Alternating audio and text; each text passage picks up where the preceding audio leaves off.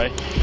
The bitch just left the kid here like it was nothing, guys. Walk away. I just thought she would be okay because the car was running and I was right. This is Kayla Jenkins, the woman who nonchalantly traded the safety of her 14-month-old child for a few minutes of convenient shopping at the supermarket. Instead of remorse, she hid behind an annoyed attitude and tried to cover up by blaming it on the child sleeping, attempting to turn the life-threatening act into a harmless situation. But all the layers crumbled when the police proved the harsh truth. Leaving a 14-month-old child alone is an inexcusable act of neglect. This is the portrait of hidden indifference, where an innocent life is put in danger simply because of the cruel negligence of the guardian. Today, let's join Liu Channel in dissecting the dark aspects of this pretense through evidence from the crime scene. An off-duty police officer contacts dispatch to report a concerning situation. Friends Police and Fire, dispatcher Sabona. Ma'am, I just want to tell you what I just witnessed, and I don't know if it's just me being overprotective or if I'm just crazy. Okay, what's going on? This lady left an infant child alone in a vehicle, and when I say infant, this baby's months old, alone inside a running vehicle, and she went inside the Dollar Tree. The decision to call this in matters because unattended infants face multiple simultaneous risks. Heat buildup inside vehicles even in mild weather, sudden mechanical failure, rollaway risk if the car is running, and the possibility of abduction when a vehicle is left unlocked. Law enforcement guidance is clear that none of these risks require bad weather to become life-threatening.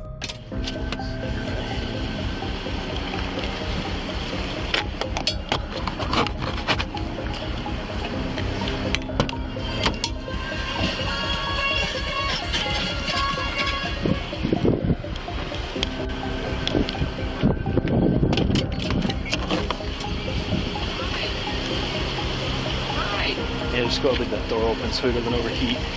The bitch just left the kid here like it was nothing, guys. Yeah, I'm gonna go find her. Just hang out.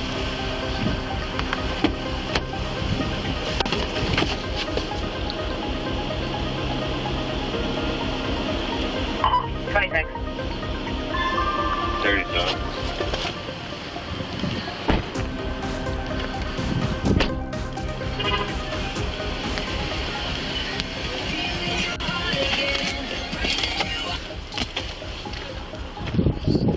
Yeah, I'm gonna go find her. Alright. She went 26 seconds. Hey. Hey, buddy. 37.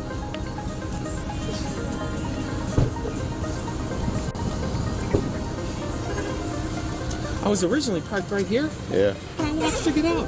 And I'm like, what the hell? Yeah. And then I thought it was a joke.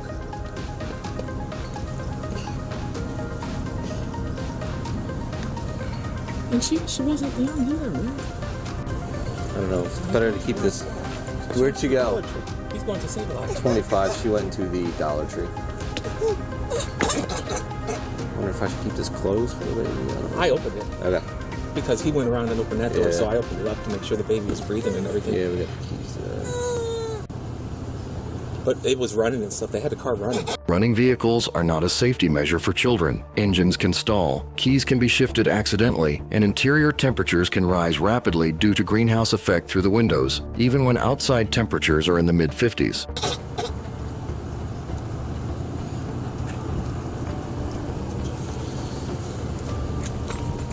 Hey. Does it look like you got a blanket or anything back there?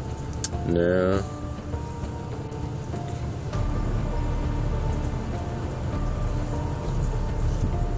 Hi.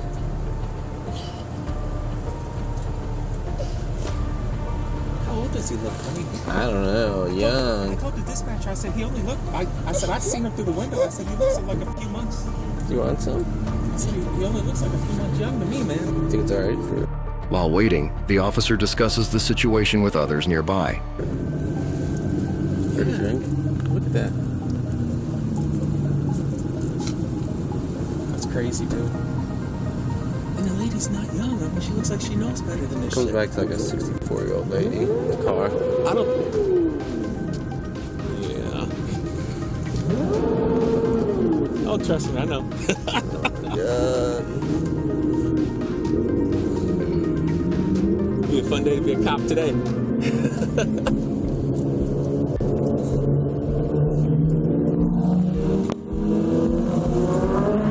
she in there? Not that I can see. Not the owner. It comes back to like a 64-year-old. What did she look like? I'll identify her, man. All right. I see her. We'll wait for her to come out. I see her walk out.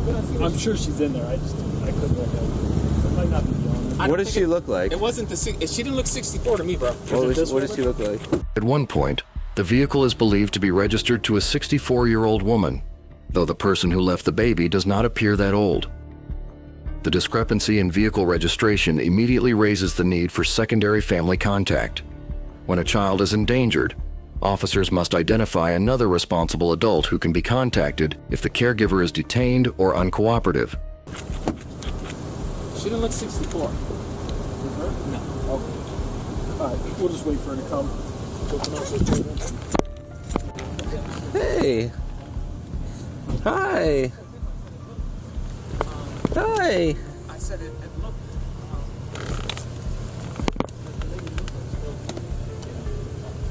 She looked like maybe she was in her 30s or so. No better. She left us unlocked and with the key in. Everything came. The vehicle is unlocked with the keys. Yeah. I'm gonna go get it. Well, just wait right here for us. What was she wearing?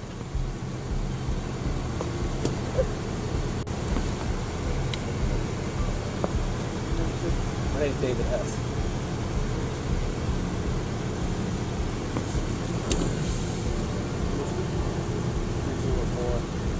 Hi. 207. That's 3095. Is that her? Right here she is.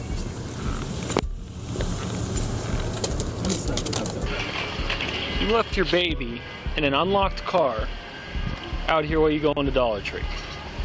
What are you doing? She was asleep, so I just ran in really. They point out that even at 55 degrees, sunlight can affect the child, and that anyone could have taken the baby. Sleep is not protection. Infants cannot regulate body temperature, cannot escape restraints, and cannot alert others if conditions change. Duration is irrelevant. Risk begins the moment supervision ends. A child out, an infant in the car. One, it's 55 degrees out with the sun on him. All right. Two, that car's unlocked. Anybody could have came and taken that kid and left. All right. You see how dumb that was? Right. Do you have a license on you?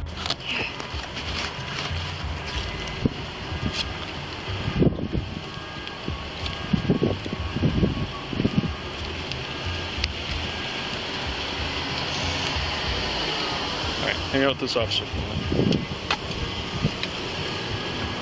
At this stage, the priority shifts from immediate rescue to documentation. Even when a child appears physically unharmed, the law treats exposure to substantial risk as a completed offense.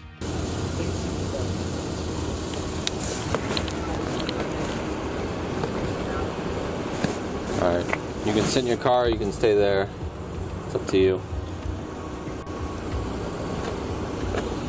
What's gonna happen? You're gonna find out in a second.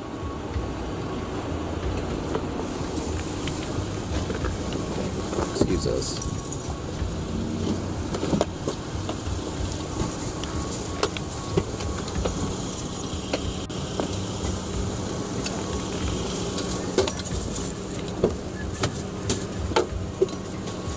Officers review vehicle information and confirm the car is registered to a 64-year-old woman. Establishing ownership and family structure is required for child services follow-up.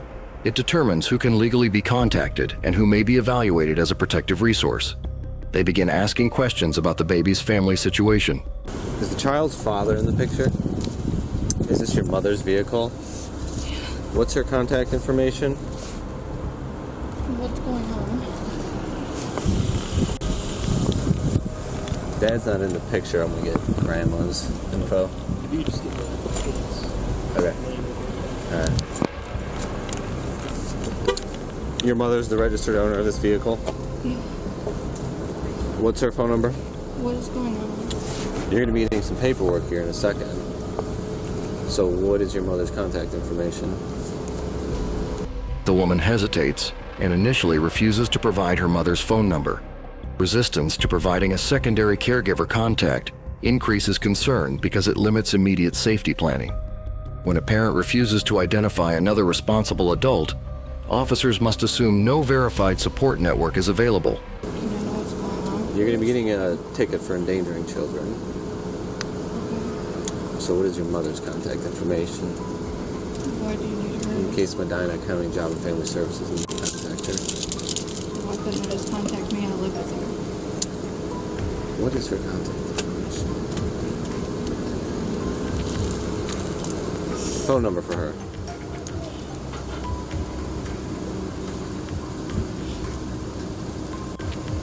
Not bad. What's the child's name? What's that? Jenkins? Middle name?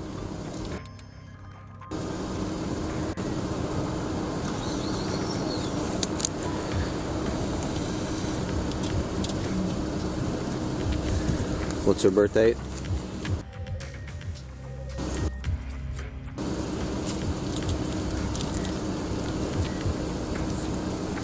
So what, she's what is she, like 14 months old?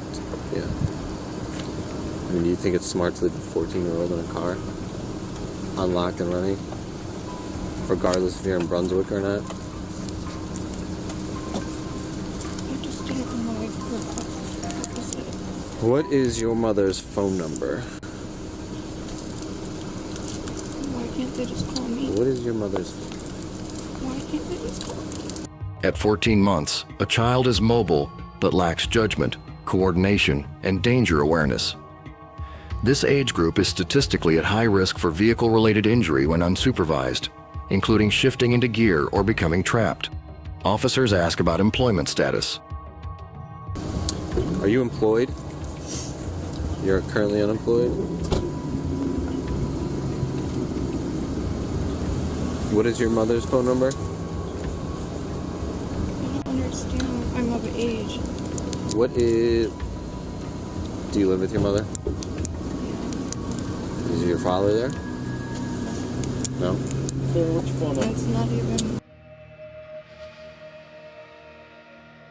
She's currently unemployed. She doesn't want to give her mother's phone number. Let's see on the news, babies suffocating in the back of cars, dying, kids getting kidnapped, all that stuff. I mean, somebody... Officers routinely reference prior cases not to accuse, but to clearly explain why the law treats these situations as serious even when nothing bad happened this time. The woman is informed she will be charged with endangering children. With endangering children, you have a court date on the citation right here, 4/19/22 at 5:15 p.m. in Brunswick Mayor's Court. You do have to appear. If you don't appear, it's not a waiverable offense. If you don't appear, they're going to put a warrant out for you. Okay? After this, any subsequent offenses of this is a felony. Right? So if you leave your child in the car for 9 minutes or whatever, then this is a very serious thing. Right? It's a first-degree misdemeanor. It will be in Mayor's Court this time. Like I said, do this again, you're going to be charged with felony. Right? Or kid could very easily be kidnapped or die. It's a serious issue. Right? Make sure you appear in court. Right? If you're contacted by generally any charge like this, you'll be contacted by JFS. They're going to make sure you're not going to do it again. Okay? Make sure you pay attention to the call. Do you have any questions for me? Under Ohio law, endangering children does not require proof of injury. Creating a substantial risk to a child's health or safety is sufficient for criminal liability. Do you understand why this is such a big deal? Yeah. Okay. I understand it was an error in judgment, and it was just a dumb decision, but that very often leads to the kid dying of a stroke in the back of the car or getting kidnapped, right?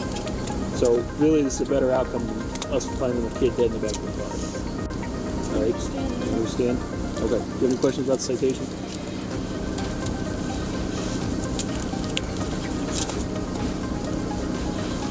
What happens in the court? Well, you're going to go to court. It's not a trial court. You're going to enter your plea. Right? At that point,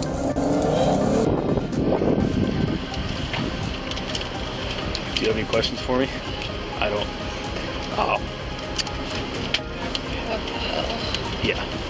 If you have any questions, call the Brunswick Police Department. Don't leave your kid in the car again, you understand?